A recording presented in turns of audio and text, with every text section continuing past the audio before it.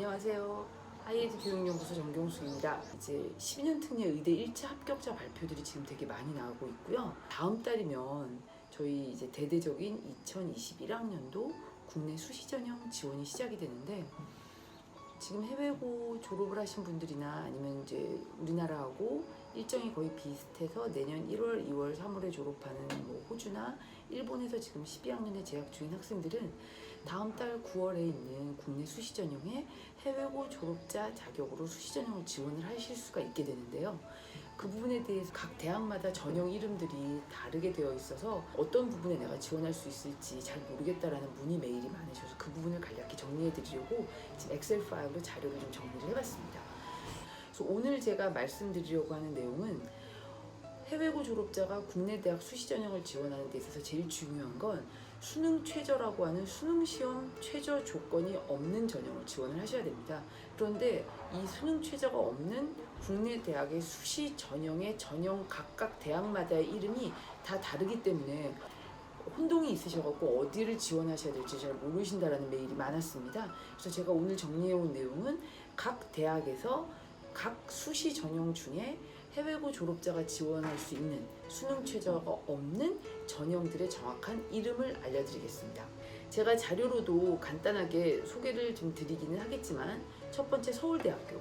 서울대학교인 경우에는 그 학생부 종합전형 일반 전형이라는 것으로 지원을 하시게 되어 있습니다. 그래서 일반 전형인 경우에 1단계에서 서류평가 100%로 2배수를 뽑고, 그 다음에 2단계에서는 그 1단계 점수가 50%가 반영이 되고 나머지 면접이 50%로 해서 이루어지는데, 면접은 보통 인성평가 위주로 면접이 이루어진다. 즉 재시문 면접이라기보다는 인성평가 면접이긴 하지만 항상 서울대 면접에서는 수학 쪽에 기본적으로 풀어야 될 문제들이 있기 때문에 이 부분은 제가 충분히 상담 과정에서 1차를 합격했을 때 서울대 면접 준비까지 충분히 되어 있는 친구인지 아니면 이 기간 동안에 준비할 수 있는 친구인지를 결정한 다음에 저희가 지원 여부를 결정하도록 같이 도와드리고 있습니다.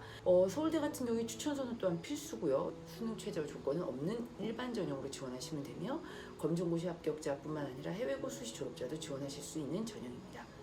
그 다음에 연세대학교 같은 경우에는 학생부 종합전형의 국제형이라는 것으로 지원을 하셔야 됩니다. 이 국제형 같은 경우도 서울대와 마찬가지로 1단계에서 서류 100% 전형으로 선발을 하는데, 보통 연대는 3배수 정도로 선발을 하고 있고 동점자는 다 뽑기 때문에 인원보다 조금 많은 인원이 1차에 선발이 될 거고요.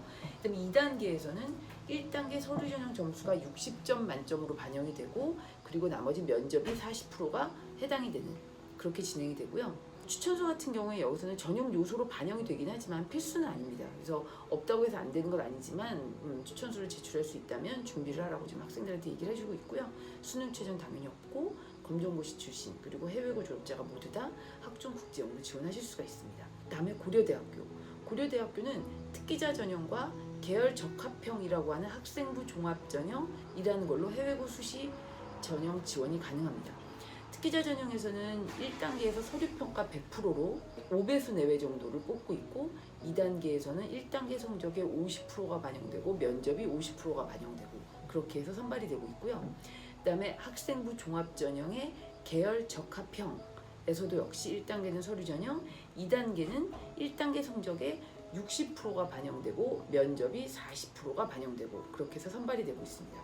그래서 이 경우에는 둘 다 해외고 졸업자들이 지원을 할 수가 있는데, 해외고 졸업자들이 국내 고등학교 졸업한 친구들보다 불리한 점은 생활기록부가 없다라는 점인데, 그 생활기록부를 대신해서 특기자 전형 같은 경우에는 활동증빙서류라고 해서 자기가 특기자 전형으로 제출할 수 있는 여러 가지 활동 상황에 대한 서류를 국내고 애들은 생기부가 있기 때문에 3개 정도까지밖에 못 내지만 해외고 졸업자들은 8개까지를 낼 수 있기 때문에 특기자 전형 준비가 되어 있는 친구들은 고대 같은 경우에 저희가 특기자 전형과 학종을 같이 지원하도록 도와드리고 있고요. 그래서 학생부 종합전형의 계열 적합형은 그런 것들을 제출할 수 없지만 특기자 전형에서는 8페이지에 해당되는 특기 서류를 제출할 수 있기 때문에 저희가 지원을 상담 후 결정을 하고 있습니다. 고려대학교 같은 경우에도 추천서는 그냥 선택사항입니다. 필수사항은 아니고요. 수능은 아까 말씀드린 것처럼 수능 최저 조건은 없고 검정고시 합격자 그리고 해외고 졸업자가 모두 다 지원하실 수 있는 전형입니다. 다음에 이제 서강대학교인 경우인데요.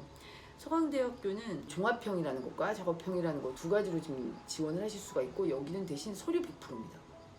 서류 100%라는 건 면접으로 나를 어필할 수 있는 게 없기 때문에 성적 그리고 활동이 우수한 학생들만 서강대 쪽을 먼저 지원하도록 하고 있습니다. 물론 이렇기 때문에 서강대는 많이 돕니다. 1차 합격자 중에 등록을 안 해서 2차 합격, 3차 합격, 추가 합격이 되게 많은 곳이긴 합니다. 그래서 그런 것들은 성적을 보고 좀 분석을 하셔야 되고, 또 하나는 소프트웨어 우수자 전형이라는 게 또 서류 100% 전형이 있습니다. 그래서 이 경우에도 이제 학생부나 또는 해외고 졸업자는 학생부가 없으니까 나머지 자기소개서, 추천서, 그리고 여러 가지 해외 학교에서 활동했었던 활동 증빙 서류들을 가지고 제출을 하게 되는데, 여기서도 추천서는 선택사항이고 수능 최저는 없는 전형이라고 볼 수 있습니다. 그다음에 성균관대학교. 자, 성균관대학교도 역시 학생부 종합 전형으로 지원을 하시게 되는데, 여기서는 계열별 학과 모집이 이루어지게 됩니다. 이것도 대신 서류 100% 전형입니다. 일반적으로 국내 수시 전형이 6개까지, 카이스트를 제외한 6개까지를 지원하게 되는데, 이 6개 대학 중에 서류 100% 전형인 서강대하고 성균관대는 제가 2개를 동시에 지원하기보다는 둘 중에 하나만 지원하게 하고, 면접의 기회가 있는 전형들을 제가 고루고루 추천을 하고 있는 편이긴 합니다. 그래서 서강대, 성균관대는 다 서류 100% 전형이고, 성균관대는 그냥 학생부 종합 전형의 학과 모집으로 지원하시면 된다. 물론 추천서는 없어도 되고요. 그다음에 수능은 안 보셔도 되고요. 그다음에 이제 한양대의 경우는 특기자 전형이라는 게 있는데, 제가 지금 한양대는 제가 선발 기준을 사실 모르겠어요. 왜냐면 엄청나게 에세이를 잘 쓰는데 막 떨어진 친구들도 있고, 뭐야 하나가 붙은 친구들도 있어서 좀 한양대는 제가 기준이 무엇일까? 저의 연구 대상인 학교이긴 합니다. 그래도 아무튼 한양대학교가 해외고 수시 전형자가 수능 없이 지원할 수 있는 전형은, 특기자 전형은 영어영문학과, 영어과, 국제학과, 중어중문학과, 도고동문학과 이쪽으로 지원할 수 있는 특기자 전형의 글로벌 인재가 있는데, 여기서는 1단계가 에세이 100% 전형입니다. 여기서 지금 에세이 100%니까 성적이 좀 나빠도 에세이만 잘 쓰면 되겠지 해서 지금 학원에서 막 몰입해서 준비하고 있는 친구들이 많은 걸로 알고 있습니다. 그리고 그거 말고도 이제 소프트웨어 인재라고 해서 실기 전형이 있는데, 1단계에서 실적평가 100%라고 해서 본인들이 거기에 관련돼서 활동들과 그런 것들로 해서 1단계에서 이제 실적평가로 이제 뽑고, 2단계에서는 면접이 60%가 들어가는데, 면접에서는 소프트웨어 관련 제시문을 활용하여 전공 적성을 평가하는 면접이 있기 때문에 보통 제가 이 전형은 과거 학생들을 많이 추천하고 있는 전형이긴 합니다. 근데 뭐 해외고에서 내가 특별하게 이런 소프트웨어 쪽으로 내가 특기를 많이 살렸고, 이런 면접 문제에 대해서 내가 충분히 준비할 수 있다 하는 친구들은 지원을 하실 수가 있고, 주 경쟁 대상자들이 아마 국내 과거 학생들과 많이 경쟁을 하시게 될 겁니다. 자, 중앙대학교 같은 경우는 학생부 종합 전형에 다빈치 인재 전형이라고 해서 고루 다 준비된 애들, 아니면 학종의 탐구형 인재라고 해서 특정 자기 전공 분야가 좀 강한 애들, 이런 식으로 해서 둘로 나눠서 낼 수 있는 전형으로 해외고 졸업자 수시 전형 지원이 가능하고요. 여기도 역시 소프트웨어 인재 전형이라고 해서 서류 100% 전형으로 해서 소프트웨어 인재 전형에도 수능 최저 없이 지원을 하실 수는 있습니다. 중앙대학교인 경우에도 추천서가 전형 요소로 반영되긴 하지만 필수 요소는 아니고요. 수능 최저는 없습니다. 근데 중앙대학교도 제가 한번 지원을 해보면 국내 등급 기준으로 2점대 초반 등급으로 끊기는 등급이어서, 뭐 예를 들어서 연대 언더우드를 쓸까 중앙대학교를 쓸까 라고 해외고 졸업자가 저한테 질문을 해서 오면 저는 오히려 연대를 먼저 쓰게 할 정도로 약간 선발 기준이나 그런 게 좀 해외고 졸업자들한테 그렇게 후한 대학은 아닙니다. 하지만 지원을 하실 수 있기 때문에 본인이 가지고 있는 어떤 모든 스펙과 성적을 분석하고 수강 능력을 제가 분석을 한 다음에 추천을 해서 권해드릴 수 있습니다. 자, 경희대학교가 또 외국인 전형도 그렇고 해외고 학생들한테도 그렇고 되게 우호적인 대학들 중에 하나입니다.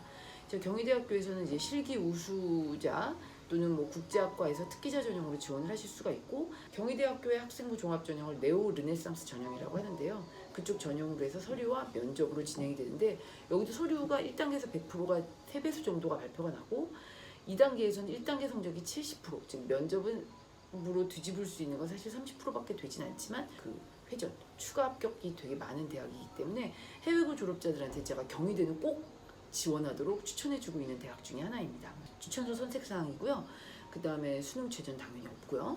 그렇게 해서 진행하시면 됩니다. 그 다음에 한국외대는 그냥 단순합니다. 그냥 학생부 종합전형에 지원을 하시면 되고요.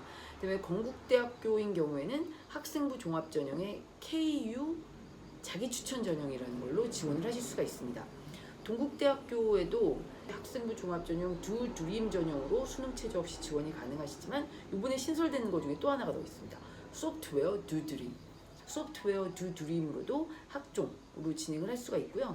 특히 좋은 건 동국대학교는 증빙서류 목록표를 작성해서 증빙서류를 10매까지 제출할 수가 있기 때문에 국내 학생들을 뒤집을 수 있는 만큼을 준비한 해외고 졸업자들은 한번 지원을 해보시라고 추천해드리고 있는 전형 중에 하나입니다. 그 다음에 뭐 숙명여대 같은 경우도 학생부 종합전형에 숙명인재 전형 2가 수능 최저가 없습니다. 그래서 거기 같은 경우에는 뭐 지원을 하시면 되고요.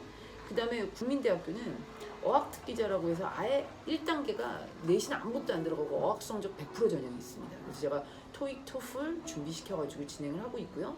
1단계가 붙고 나면 2단계에서 면접으로 이루어지는데 2단계에서는 국내 학생들인 경우에는 1단계 성적이 20% 들어가고 학생부가 30% 들어가고 면접이 50%지만 해외고나 검정고시 출신자들은 학생부가 없기 때문에 면접이 80%입니다. 해볼만 하죠. 그래서 국민대학교의 어학특기자 전형 중에 인터내셔널 비즈니스 학과가 이쪽으로 지원을 할 수가 있기 때문에 경영 쪽으로 지원하고자 하는 친구들 중에 토플, 토익이 많으면 이쪽은 무조건 지원을 하도록 제가 하고 있고요.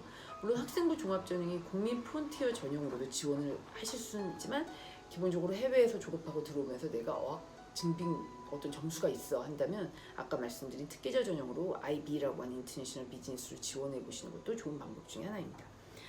성신여대인 경우에도 역시 어학특기자 전형으로 해서 1단계 공인성적 100% 전형이 있습니다. 대신 여기는 그렇게 해서 들어갔을 경우에도 역시 글로벌 비즈니스나 뭐 뷰티 산업학과들 외에는 다 어학에 관련된 걸로 해서 지원을 하시게 될 거고요. 그 다음에 이제 포항에 있는 한동대는 해외 학생 전형이라고 해서 처음에 그 전공을 정하지 않은 자율전공 입학을 해서 굉장히 많이 뽑고 있는 학교입니다. 그래서 뭐 다 해외고 졸업자들은 아마 포항 한동대는 다 들어보시긴 하셨을 겁니다. 그 다음에 그 인하대학교에 있는 그 인하미래인재 전형 학종인 경우엔 사실은 인하공대, 아주공대 그쪽에 있는 곳들이 유명하다 보니까 해외고 졸업자들 중에서 이과 쪽을 들어가려고 하는 친구들이 여기를 꼭 가려고 하는데 사실 되게 문이 높습니다. 문턱이. 거의 뭐 연고대 수준인 경우에 같이 지원시키는 그런 정도이기 때문에 그 부분은 조금 깊이 좀 상의를 해보신 다음에 결정을 하셔야 돼요. 아주대학교인 경우에는 학종인 다산인재 전형, 이건 서류 100% 면접 없습니다. 대신 뭐가 있냐면 학종 중에 ACW 전형이라고 해서 1단계 서류 전형, 2단계 면접으로 같이 진행되고 있는 데가 있고요.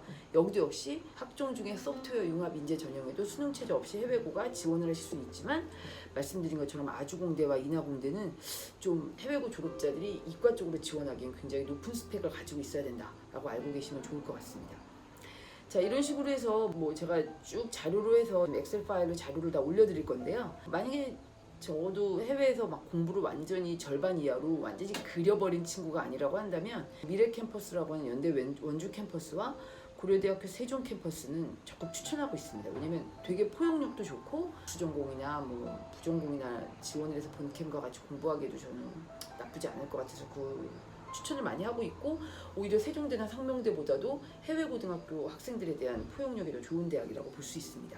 그래서 이런 부분에 대해서는 저희 연구소로도 지금 문의 메일이 많이 오고 있고요. 특히 뭐 해외고등학교 고1, 고2 단계에서 미리 좀 상담을 받겠다고 하시는 분들은 저랑 같이 3년을 같이 준비하시면서 지원할 수 있기 때문에 더 많은 정보를 드릴 수 있을 것 같습니다. 당장 다음 달 9월에 준비를 해야 되는데 지금 늦지 않았나요?